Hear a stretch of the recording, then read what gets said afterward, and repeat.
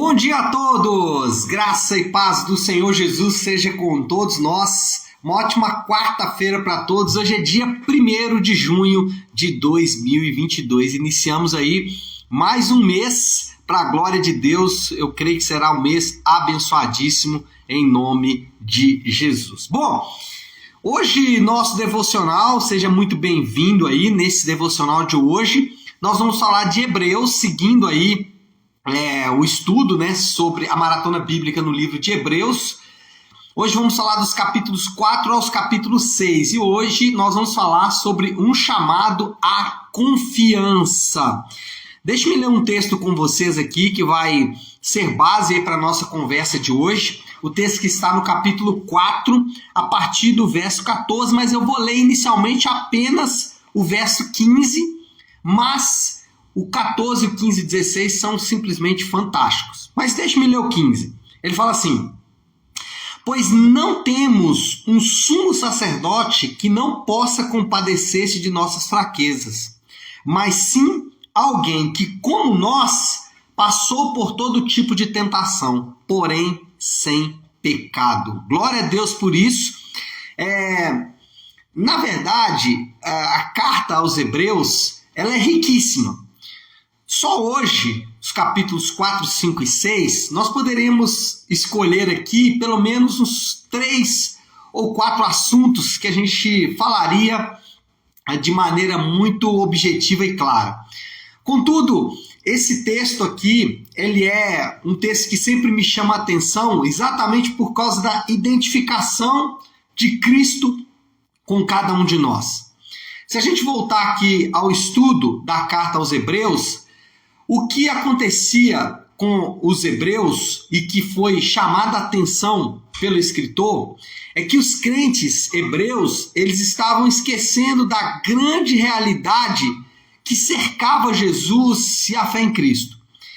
Eles de alguma forma estavam, depois de ter sido alcançados pelo grande amor de Deus em Jesus, eles estavam não só esquecendo, mas ignorando essas grandes realidades.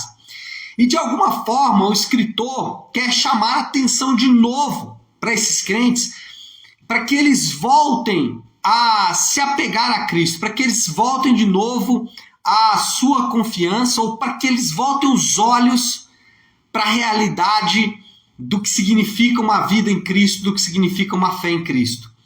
E aí, aqui nesse texto, o escritor ele vai dar duas orientações, ou ele vai advertir os crentes hebreus para que eles façam duas coisas. Primeiro, eles deveriam apegar-se com toda firmeza à fé. E aí, nós lemos o versículo 15, isso está no versículo 14, que ele fala assim: portanto, visto que temos um grande sumo sacerdote que adentrou os céus, Jesus, o Filho de Deus, olha isso, apeguemo-nos com toda firmeza à fé que professamos. Apeguemo-nos com toda firmeza à fé que professamos. Lembre-se que os imperativos estão ancorados em afirmações. Eu já disse isso aqui. O que é isso?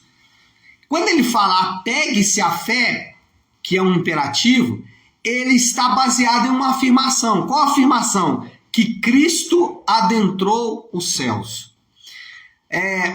Isso fala muito porque o que está em jogo aqui não é apegar-se, e o que está em jogo aqui também não é a firmeza. O que está em jogo aqui é a fé. Ela que é o ponto central, o chamado central. Aqueles irmãos, eles haviam abandonado a fé em Cristo. E você e eu sabemos que com facilidade nós abandonamos a fé. Especialmente quando as coisas não estão indo muito bem. Quando as coisas não estão indo muito bem, ou quando as coisas não estão caminhando como nós pensamos que elas deveriam caminhar, com frequência nós abandonamos a confiança em Cristo. Na verdade, nós deixamos de confiar em Cristo e passamos a confiar na criação. É muito comum isso acontecer e nós sabemos disso, especialmente quando as coisas não estão indo bem, que nós nos apeguemos, por exemplo, ao dinheiro, que nós nos apeguemos, por exemplo, ao sexo, que nós nos apeguemos, por exemplo, ao status, a uma promoção, que nós nos apeguemos à religião. É muito comum no momento que as coisas não estão indo bem, ou até quando as coisas estão tranquilas, nós abandonamos a fé em Cristo, nós deixamos a confiança em Cristo e passamos a confiar nas coisas.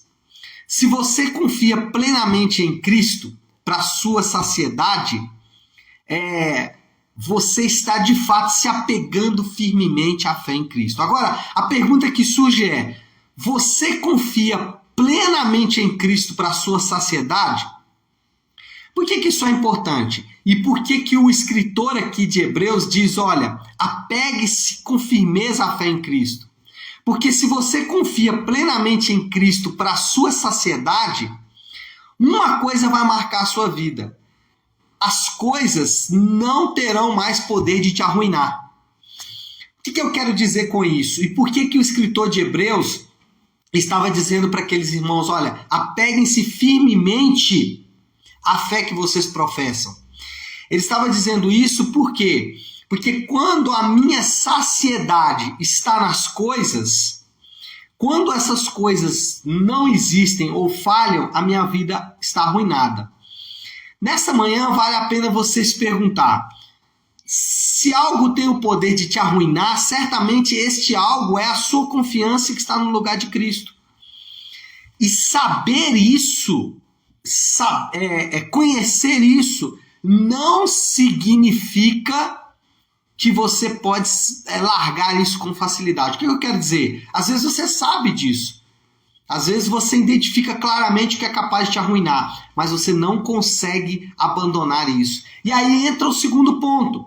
Por quê? Porque ele fala, olha, apegue-se à fé, apegue-se a Cristo, apegue-se àquele que adentrou os céus, mas para fazer isso, aproxime-se do trono da graça. Olha o versículo 16, ele fala assim: assim aproximemo-nos do trono da graça, com toda a confiança, a fim de recebermos misericórdia e encontrarmos graça que nos ajude no momento da necessidade. O que eu quero dizer com isso? Que o escritor aqui, ele está chamando os crentes a crer em Cristo, mas também está convidando esses crentes para o arrependimento. Por quê? Não basta confiar em Cristo. Talvez você, nessa manhã, está me ouvindo, e quando eu disse aqui, se você confia em qualquer outra coisa para a sua saciedade, e que é fácil você identificar isso, é fácil você saber se você está confiando em alguma coisa mais do que em Cristo, e a forma de você saber isso é percebendo se essa coisa é capaz de te arruinar, se essa coisa é capaz de acabar com a sua alegria, acabar com o seu prazer, e talvez você, no momento em que eu falei, você falou, aí é fácil, pastor, tá aqui, ó. Várias coisas aqui são capazes de me arruinar. Agora, como abandonar isso? Como deixar isso para trás? O ponto é que não basta confiar em Jesus, é preciso abandonar a confiança em coisas. E aí só há uma maneira de fazer isso. Nós temos que nos achegar a Ele confiando que recebemos dele graça. Nós precisamos ter o nosso coração transformado. Quando você deixa a confiança nas coisas e passa a confiar só em Deus, a vida passa a ter mais vida. A vida passa a ser vida de fato. Muitas vezes nós queremos viver a vida baseada em coisas e aí não vivemos a vida e nem as coisas. Para aquele que confia só em Cristo, o dinheiro é só dinheiro. O dinheiro não é mais do que isso. Dinheiro é só dinheiro. Para aquele que confia em Cristo, casamento é só casamento. Não é nada mais do que isso. Percebe que deixar a confiança nas coisas e passar a confiar em Cristo é inclusive dizer, olha, a vida tem mais vida. As coisas não são mais capazes de me arruinar. Por quê? Porque elas são só coisas. Casamento é só casamento, ele não pode me arruinar. Dinheiro é só dinheiro, ele não pode me arruinar. O que o escritor de Hebreus está fazendo aqui é mostrando para mim, para você, e obviamente ele estava escrevendo direcionado para um grupo de pessoas, mas ele está ensinando para mim, para você, uma maneira de tornar a vida vida. Uma maneira de tornar a vida de fato como Deus projetou que ela fosse. É óbvio que nós não vamos receber isso na plenitude aqui na Terra, mas o ponto é dizer o seguinte: aquilo que te arruína é aquilo que você coloca a sua confiança. E aquilo que você coloca a sua confiança, no final, vai levar você de novo para a ruína. A maneira certa de viver é confiando em Cristo, porque se você confia em Cristo para a sua saciedade, as coisas serão só coisas. Por mais que você pense assim, para mim o dinheiro é só o dinheiro, mas será que é? Por mais que você pense assim, para mim religião é só religião, mas será que é mesmo? Qual é o poder que essas coisas têm de te arruinar? Essa é a pergunta que você tem que fazer. E por último, o escritor, ele fala algo impressionante, que é o versículo de número 15. Pois não temos um sumo sacerdote que não possa compadecer-se de nossas fraquezas. Aqui é a moral da história. Qual é a moral da história? A nossa certeza está na identificação de Jesus com pecadores. Jesus, ele sabe o que é padecer. Talvez essa manhã você está me ouvindo falar e dizendo assim, para você é fácil, mas vai viver a minha vida. Mas veja bem, o nosso sumo sacerdote, ele sabe exatamente as dores que passamos. Talvez você fale assim, para você é fácil falar, mas você não sente a solidão que eu sinto. Por isso eu tenho que me casar. Por isso eu tenho que encontrar um companheiro. Para você é fácil, você é casado. Mas lembre-se, Jesus, ele também não se casou. E mais, ele sabe o que é estar solitário. Na cruz, ele sofreu a maior solidão que um homem pode sofrer. E ainda assim, ele obedeceu ao Pai. Qual é o ponto? O ponto é que quando você fala, Jesus, tu conhece a minha solidão? Ele conhece, porque ele viveu na pele.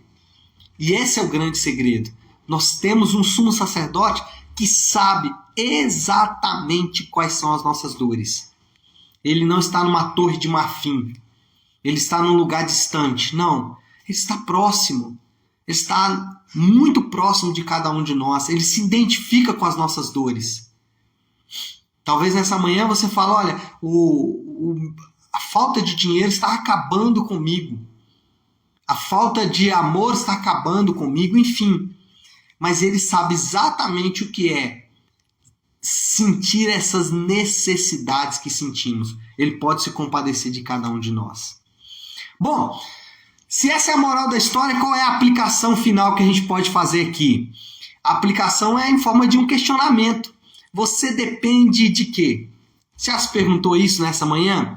Talvez você acordou pensando nas grandes tarefas que você tem que realizar nesse dia e você não pensou muito no que você depende. Você depende do dinheiro, você depende do casamento, você depende da saúde, você depende do status, você depende... Do que você depende? Se você depende destas coisas, o seu dia não será fácil. Mas eu chamo você à dependência de Cristo. Eu chamo você para juntos dependermos do Senhor. Porque se dependermos de Deus, se confiarmos em Cristo para a nossa saciedade, aí a vida vai ser mais vida. A vida terá mais cor, ela terá mais sentido. E esse é o chamado de Deus para nós essa manhã. Assim como ele disse aqui para os hebreus da época através do escritor. Apegue-se firmemente à fé, achegue-se ao trono da graça. Temos um sacerdote que pode se compadecer das nossas dores. Tá certo, meu povo? Vamos orar, vamos colocar tudo isso aí diante de Deus. Então, se você puder, pare um instante o que está fazendo. Vamos juntos buscar a Deus em oração. Querido Deus, Pai de graça, Deus de amor e de toda misericórdia. Senhor, nós nos achegamos agora a Ti. Senhor, nosso coração, ele comumente se afasta da fonte de águas vivas. Nosso coração, de vez em vez, quer beber de cisternas rotas, quer beber de águas que não são águas vivas. Nós nos apegamos a coisas em vez de nos apegarmos ao Criador de todas as coisas. E isso nos traz dor, nos traz sofrimento, nos traz afastamento de Ti. Mas nessa manhã nos achegamos confiantemente no trono da graça. Nos achegamos declarando que a fonte da nossa alegria, a fonte da nossa saciedade está em Ti. Ainda que tudo ao nosso redor esteja desmoronando, nós temos um sumo sacerdote que sabe o que é padecer. E é nessa confiança que nós nos colocamos diante do Senhor, pedindo que o Senhor nos ajude, porque muitas vezes não é fácil, mas nós confiamos que o Senhor pode nos ajudar. Aliás, nós confiamos que o Senhor fará isso. Por isso nos achegamos ao trono da graça, com esta confiança. E com esta confiança oramos e o fazemos em nome do Teu Santo Filho Jesus. Amém. Amém, meu povo? Bom, então é isso. Nós vamos ficando por aqui.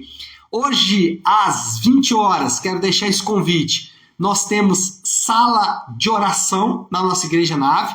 Então, se você gosta de orar, hoje, às 20 horas, nossa sala de oração, nosso culto de oração com a pastora Flávia. E vai ser uma grande bênção. Então, você é nosso convidado hoje às 20 horas, tá bom? Pessoal, Deus abençoe. Quarta-feira abençoada para todos nós. Fiquem com Deus.